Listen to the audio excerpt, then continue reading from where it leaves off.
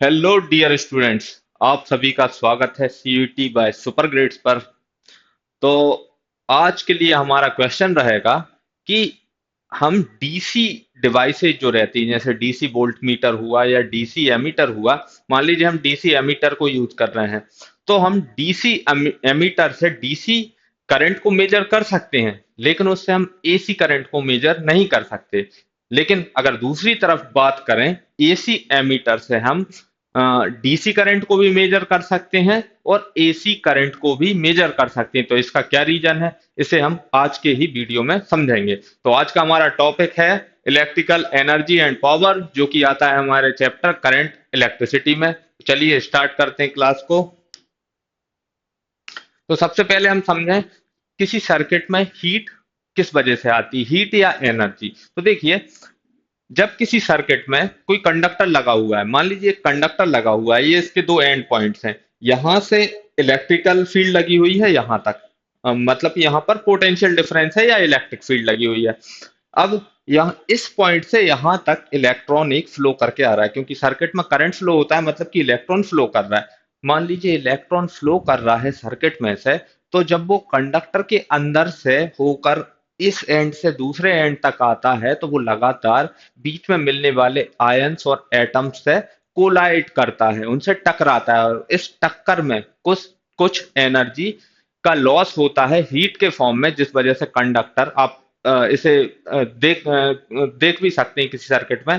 पहले थोड़ी देर जैसे किसी वायर में हमने बल्ब लगा दिया, थोड़ी देर बल्ब को जलाइए, अगर वायर के ऊपर वो लेमिनेशन नहीं चढ़ा हुआ है, थोड़ी देर बाद बल्ब को बंद करिए, पहले बल्ब को बंद करिए, फिर वायर को टच करके देखिए तो वायर थोड़ा सा गर्म हो जाता है। इसका क्या रीजन है? क्योंकि इलेक्ट्रॉन यहाँ इस एंड से दूसरे एंड तक आ रहा है, तो वो बीच में मिलने वाले एटम्स और आयन से लगातार कोलाइड कर रहा है, और इस कोलिजन में कुछ ना कुछ एनर्जी का लॉस होता है, जो कि हीट के फॉर्म में दिखाई देती है। यही यहाँ पर लिखा हुआ है, during current flow electrons gets collide with ions और atoms inside conductor, this collision causes energy transfer from electrons to atom. जो इलेक्ट्रॉन है उसे एनर्जी कहाँ से मिलती है? इलेक्ट्रिक फील्ड से। इलेक्ट्रिक फील्ड उसे एक्सलरेट कर रही है, तो वो एनर्जी लेकर आगे बढ़ रहा है, लेकिन थोड़ी देर बाद फिर उसे एक आयन मिला या एटम मिला, उससे टकराया, फिर थोड़ी देर बाद मिला, इस तरह से उसकी एनर्जी का लॉस भी होता है। और ये एनर्जी जो एटम्स और आयंस में डिस्ट्रीब्यूट हो जाती है, ये उस कंडक्टर को पूरा गर्म कर देती है। और कुछ डिवाइसेस होती हैं जो हीटिंग इफेक्ट पर ही वर्क करती हैं, जैसे ये सबसे पुराना वाला बल्ब जिसे कि एडिशन ने बनाया था, ये टंगस्टन वायर, ये गर्म होता है अगर लगातार इसमें से इधर करंट अंदर जा रहा है, इधर से बाहर आ रहा है, तो यहाँ पर ये टंगस्टन वायर गर्म हो जाता है, और गर्म होने के कारण ये लाइट को एमिट करने लगता है। अब आगे बात करेंगे इलेक्ट्रिकल पावर की, कि सर्किट में अगर एनर्जी फ्लो हो रहा है, energy flow per unit time क्या होता है? पावर। किसी भी सर्किट में rate of doing work, work divided by time, या फिर एनर्जी डिवाइडेड बाय टाइम, ये क्या बताता है? उस सर्किट में कंज्यूम होने वाली पावर को। जब सर्किट में हीट प्रोड्यूस हो रही है, अगर ये हीट को हम देखें थोड़ी देर तक प्रोड्यूस हुई, तो जितनी देर तक हीट प्रोड्यूस हुई और जितनी अमाउंट में हीट प्रोड्यूस हुई, उस हीट के अमाउंट को हम टाइम से डिवाइड करें तो हमें क्वांटिटी मिलेगी पावर, जिसकी की यूनिट होती है वॉट। और पावर एक स्केलर क्वांटिटी है। अब यहाँ पर हम कुछ मैथमेटिक्स यहाँ पर देखेंगे कि पावर के किस किस तरह से फॉर्मूले बनते हैं। सबसे पहले तो हम बात करें किसी सर्किट में जो एनर्जी होती है, या वर्क डन की बात करें, वर्क डन किसी चार्ज को किसी पोटेंशियल डिफरेंस के किसी पॉइंट तक हम ला रहे हैं, है ना। एक रीजन है यहाँ पर, इस तरह से इस पॉइंट पर पोटेंशियल है V, हम इन्फिनिटी से एक चार्ज को यहां तक लेकर आ रहे हैं, तो यहां तक लाने में हमें कितना वर्क करना पड़ा होगा? Work is equal to voltage at that point या potential at that point multiplied by charge. अब देखिए, इस वर्क डन को अगर हम टाइम से डिवाइड कर दें, मतलब कितनी देर में हम इसे यहां तक ला रहे हैं, तो अगर देखें इसे तो ये क्या हो जाएगा? W by T is equal to V Q by T. तो यहां पर तो बन रहा है पावर एक्चुअल में ये काम किस तरह से हो रहा है, बहुत ही इंस्टेंटेनियस रेट हमें इसकी देखना है, मतलब हम कितने जल्दी इस चार्ज को यहाँ तक ला पा रहे हैं। यहाँ पर अगर हम इंस्टेंटेनियस चेंज की बात करें कि एक चार्ज है यहाँ तक आ रहा है, तो इससे हम दोनों तरफ डिफरेंशिएशन का साइन बना देंगे। तो ये हो जाएगा क्या, D Q by D T, ये इंस्टेंटेनियस करंट हो गया। और ये पावर जो निकल कर आई सर्किट की, ये हो गई इंस्टेंटेनियस पावर। कि हम एक चार्ज को यहाँ पर लेकर आए और जो टाइम ड्यूरेशन है बहुत ही छोटा सा है, तो इस पूरे सर्किट में क्या पावर रही, हमने मतलब कितनी पावर कंज्यूम की बहुत छोटे टाइम ड्यूरेशन में, ये तो हो गई सर्किट की इंस्टेंटेनियस पावर। इसी का हम ज्यादातर इस्तेमाल करते हैं P is equal to V I. लेकिन ध्यान रखना है, जो P is equal to V I की हम बात करते हैं, ये सर्किट की इंस्टेंटेनियस पावर है। अब यहाँ पर पावर के कुछ और फॉर्मूला भी यहाँ पर बनाए जा सकते हैं। जैसे v की जगह हम पुट करते हैं v is equal to I R, तो पावर क्या हो जाएगी, आई स्क्वायर आर। या फिर हम I की वैल्यू यहाँ पर पुट कर दें, I is equal to V divide by R, तो पावर क्या हो जाएगी, वी स्क्वायर बाय आर। तो एक फॉर्मूला पावर का ये है, एक फॉर्मूला हमें ये दिखाई दे रहा है, और इसे हमने शुरुआत यहाँ से की थी। तो एवरेज पावर किस तरह से निकालेंगे, अगर कहीं पर इंस्टेंटेनियस पावर दी हुई है तो एवरेज पावर निकालने के लिए तरीका रहेगा पी इंस्टेंटेनियस का हम इंटीग्रेशन करेंगे with respect to D T, और डिवाइड बाय जो हमने टाइम ड्यूरेशन लिया है वो, तो ये हमें एवरेज पावर मिल जाएगी। अब यहाँ पर देखिए, पावर रेजिस्टेंस के, कई बच्चे क्वेश्चन करते हैं सर पावर रेजिस्टेंस के प्रोपोर्शनल है या एंटी प्रोपोर्शनल है। तो देखिए, पावर प्रोपोर्शनल ना तो यहाँ पर प्रोपोर्शनलिटी कही जा सकती, क्योंकि आप यहाँ से बोलेंगे प्रोपोर्शनल है तो ये वाला फॉर्मूला आ जाएगा, ना एंटी प्रोपोर्शनल। एक्चुअल में जो पावर है वो सर्किट में कंज्यूम होने वाली एनर्जी पर यूनिट टाइम है, जिसका एक्चुअल फॉर्मूला हम यहाँ से लेकर चल रहे हैं। अब यहाँ पर हमने ओम्स लॉ जब अप्लाई किया, मान लीजिए किसी सर्किट में करंट कांस्टेंट है, तो वहां पर हम ये वाला फॉर्मूला इजीली अप्लाई कर सकते हैं, दोनों ही फॉर्मूला सही है। अगर करंट कांस्टेंट है तो ये वाला फॉर्मूला लगा लेंगे, वोल्टेज कांस्टेंट है तो ये वाला। या इसे डिफाइन करना हो तो आप इस तरह से बोल सकते हैं कि करंट के फॉर्म में अगर हम पावर को स्टडी कर रहे हैं तो रेजिस्टेंस की प्रोपोर्शनल दिखाई देगी, और वोल्टेज के फॉर्म में अगर पावर को कैलकुलेट करना है तो वोल्टेज के एंटी प्रोपोर्शनल दिखाई देगी। तो ये मैथमेटिकल एक्सप्रेशन देख लिया हमने सर्किट में कंज्यूम होने वाली पावर का। अब हमारे पास कुछ प्रैक्टिस क्वेश्चन आ जाते हैं छोटे छोटे से, इन्हें सॉल्व करके देखते हैं। पहला क्वेश्चन है, on applying 5 volt potential difference across a conductor 2 ampere current flows through it, what is instantaneous power of circuit. तो यहाँ पर इंस्टेंटेनियस पावर कैलकुलेट करना है। अभी देखा था पी इंस्टेंटेनियस होता है वी इंटू आई, वोल्टेज अगर कांस्टेंट है और आई इंस्टेंटेनियस की वैल्यू दी हुई है, हमें वोल्टेज दिया है 5 वोल्ट और आई इंस्टेंटेनियस दिया हुआ है 2 एम्पियर, तो पावर हो जाएगी 10 वॉट। अब अगर वोल्टेज भी कांस्टेंट बना रहता है और करंट भी कांस्टेंट बना रहता है, मतलब कि करंट का फ्लो जो है वो कांस्टेंट है और वोल्टेज भी कांस्टेंट है, तो इस कंडीशन में पी इंस्टेंटेनियस बराबर पी एवरेज हो जाएगी अगर दोनों चीजें कांस्टेंट हैं, वोल्टेज और करंट। ऐसा कैसे, जैसे हम स्पीड की बात करें, अगर एवरेज स्पीड हम डिस्कस कर रहे हैं, किसी इंस्टेंट पर 5 मीटर पर सेकंड है, दूसरे पर 7 हुई, तीसरे पर 9 हुई, इस तरह से कुछ स्पीड का डिस्ट्रीब्यूशन दिया हुआ है। तो एवरेज स्पीड की बात करें तो हम अलग अलग इंस्टेंट पर स्पीड इनटू टाइम करके डिस्टेंस निकालते हैं और नीचे टाइम से डिवाइड करते हैं, तो हमें मिलती है एवरेज स्पीड। लेकिन अगर कोई ऑब्जेक्ट एक यूनिफॉर्म वेलोसिटी या स्पीड के साथ मूव कर रहा है, यूनिफॉर्म वेलोसिटी मतलब डायरेक्शन भी फिक्स है, इस तरह से कोई ऑब्जेक्ट जा रहा है, हर एक इंस्टेंट पर उसकी वेलोसिटी 5 मीटर पर सेकंड है, तो किसी भी इंस्टेंट पर आप चेक करेंगे तो उसकी वेलोसिटी उतनी ही दिखाई दे रही है। अब अगर वो सारे इंस्टेंट का आप जितना वो इतने ड्यूरेशन में मूव किया, उस टोटल डिस्टेंस को टोटल टाइम से डिवाइड करेंगे तब भी एवरेज आपको वही मिलेगा। मतलब अगर 10 बार 5 को ऐड किया और 10 से डिवाइड किया तब भी 5 ही मिलना है। तो कभी कभी एवरेज और इंस्टेंटेनियस वैल्यूज सेम हो जाती हैं जबकि फ्लो क्वांटिटी का यूनिफॉर्म दिया हुआ हो। तो यहां पर इंस्टेंटेनियस पावर आ गई 10 वॉट। सेकंड क्वेश्चन पर चलते हैं।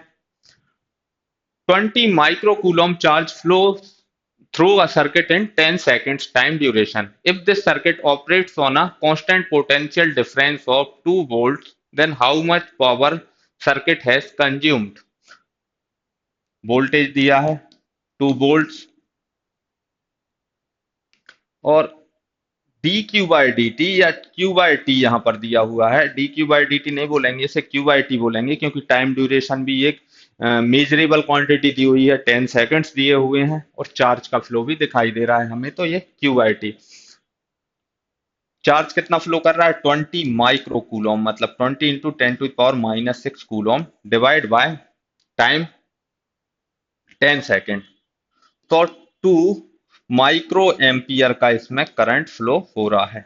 Q by T coulomb by second तो एम्पियर बन जाता है जो कि करंट की यूनिट है। तो ये करंट मिल गया हमें, current into voltage 4 into 10⁻⁻⁶ what, ये आ गई सर्किट में कंज्यूम होने वाली पावर। चलते हैं नेक्स्ट क्वेश्चन पर।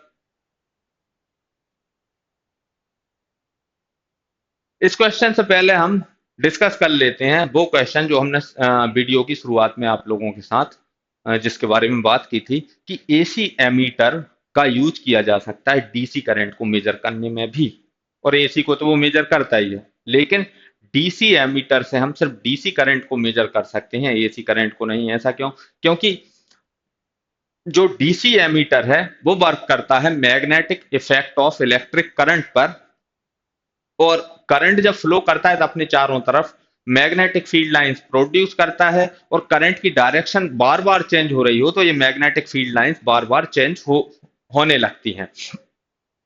अब जब एसी करंट किसी सर्किट में फ्लो कर रहा है तो उसकी डायरेक्शन हर एक पॉइंट पर चेंज होती है, बार बार डायरेक्शन भी चेंज होती है और मैग्नीट्यूड भी। तो उसके कारण जो मैग्नेटिक फील्ड है कभी इस तरफ आ रही कभी इस तरफ आ रही, एक दूसरे को नेट मैग्नेटिक फील्ड कर देती है कैंसिल।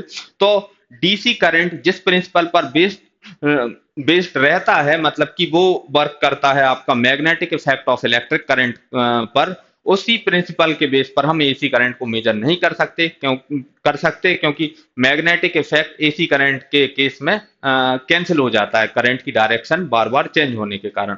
जबकि जो एसी एमीटर रहता है वो वर्क करता है heating effect of electric current के बेस पर, और जो करंट हीट प्रोड्यूस करता है उस हीट जो हीट प्रोड्यूस हो रही है उसकी क्वांटिटी करंट के फ्लो पर डिपेंड नहीं करती। मतलब कि करंट का फ्लो चाहे इस डायरेक्शन में हो इस डायरेक्शन में हो, हीट जितनी प्रोड्यूस होनी चाहिए उतनी ही प्रोड्यूस होगी। जो सर्किट में हीट प्रोड्यूस होती है वो सर्किट में फ्लो करने वाले करंट की डायरेक्शन पर डिपेंड नहीं करती। इस वजह से एसी का एमीटर से हम एसी करंट को मेजर कर सकते हैं और साथ ही साथ डीसी करंट को भी मेजर कर सकते हैं।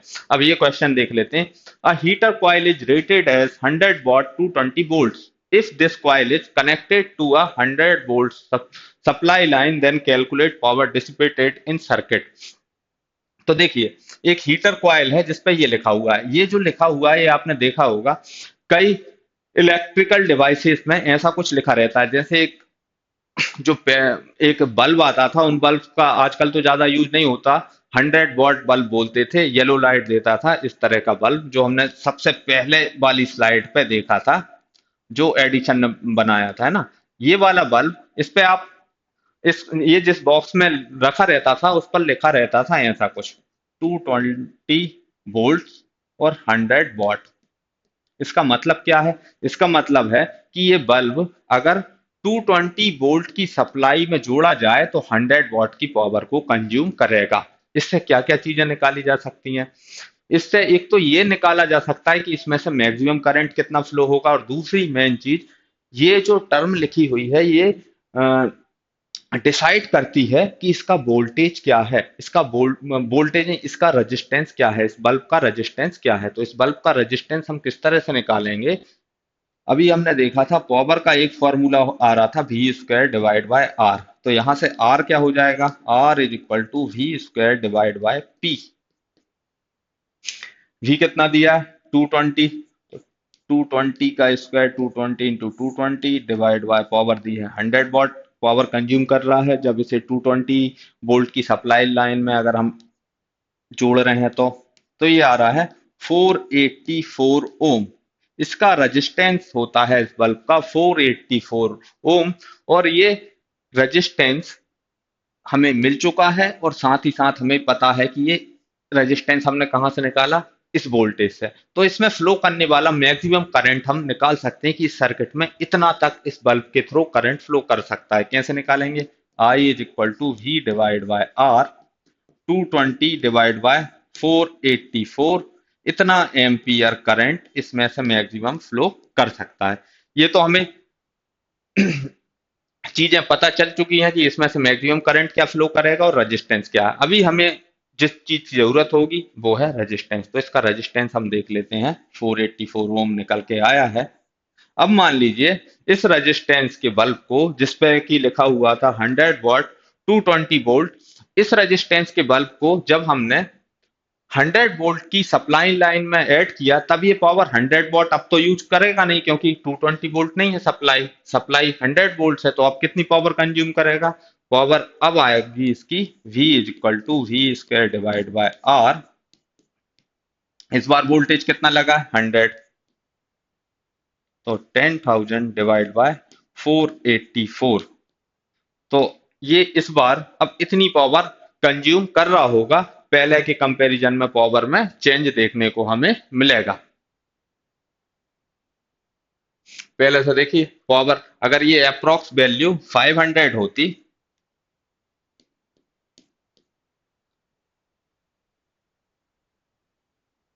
तो ये 20 वॉट के अप्रोक्स पावर को कंज्यूम कर रहा होता। तो पावर की वैल्यू चेंज हुई जैसे ही हमने ये सप्लाई लाइन का वोल्टेज चेंज किया। तो आज हमने इलेक्ट्रिकल सर्किट में कंज्यूम होने वाली एनर्जी और पावर, इन सारी चीजों को समझ लिया है। अब हम इसके बाद आपके साथ नेक्स्ट क्लास में मिलेंगे कुछ और नए टॉपिक्स के साथ। Thank you.